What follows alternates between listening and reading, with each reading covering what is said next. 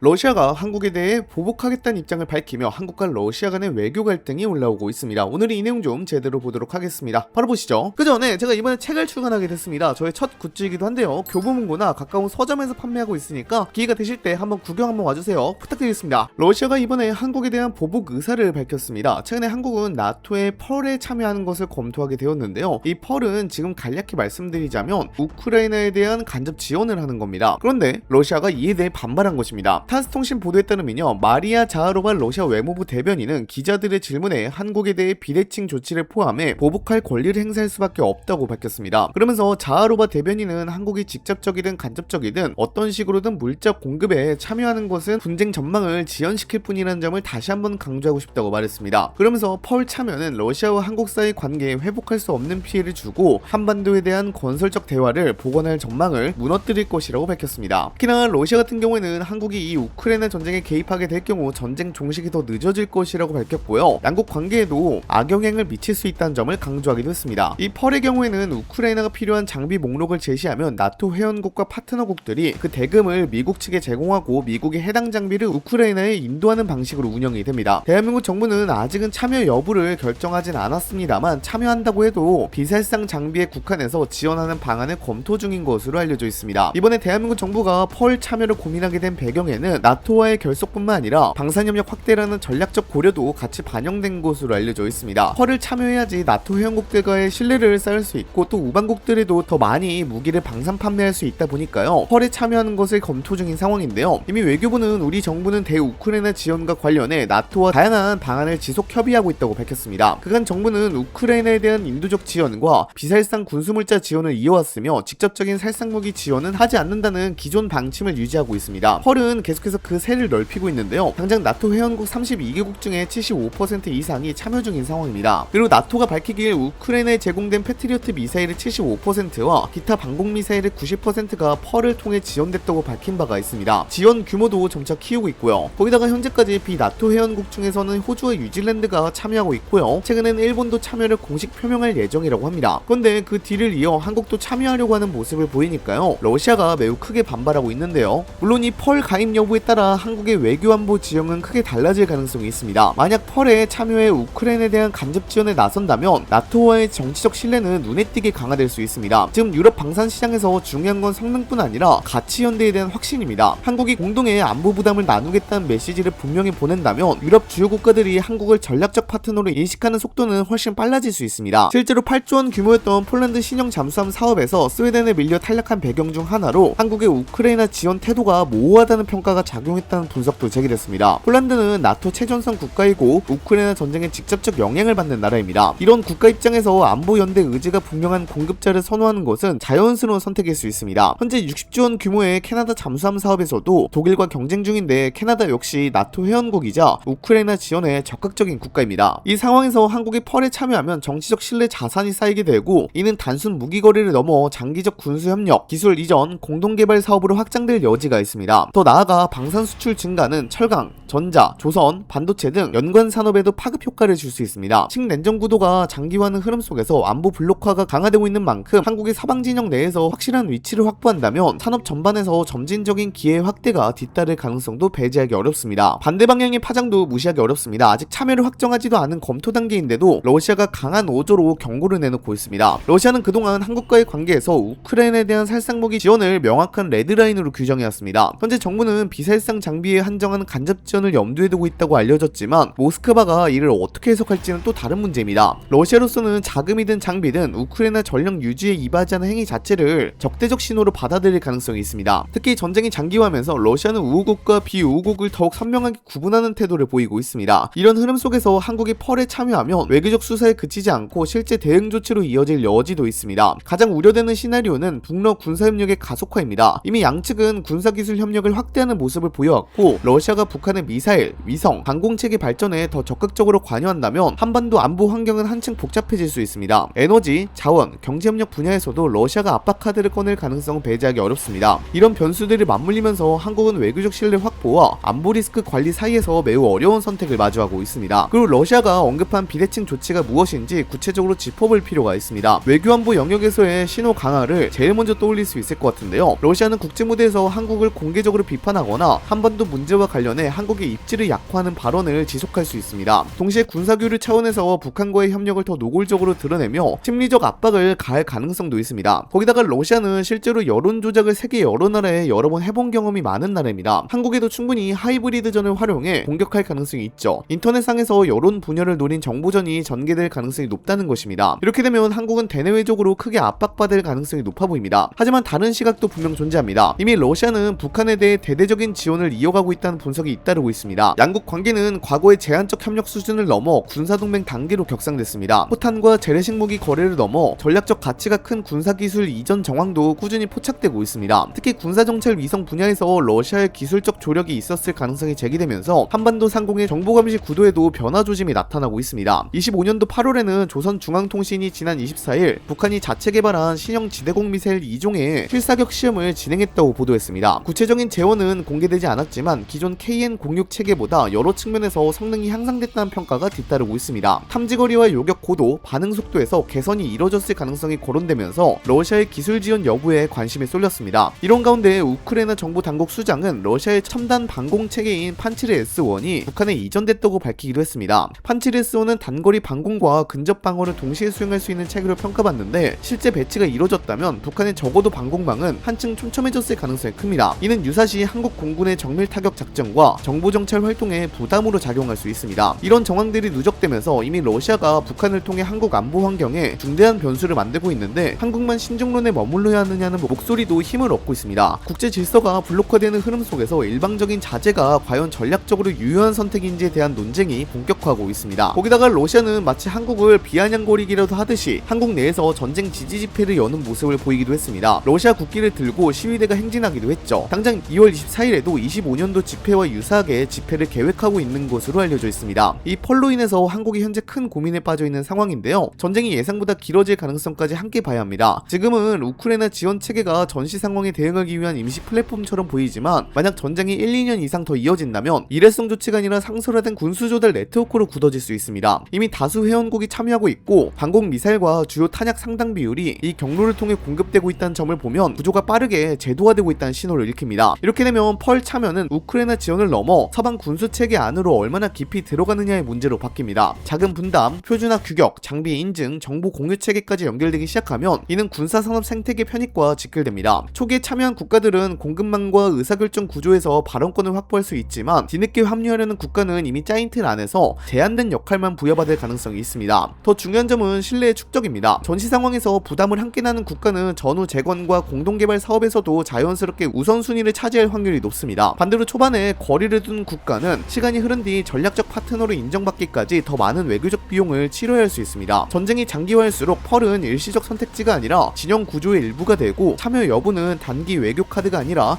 5년, 10년 뒤 한국 방산과 외교 지형을 좌우하는 결정으로 성격이 바뀝니다. 지금의 판단이 미래의 자리 배치를 결정할 수 있다는 점에서 이 문제는 속도와 타이밍까지 함께 계산해야 하는 사안이 되고 있습니다.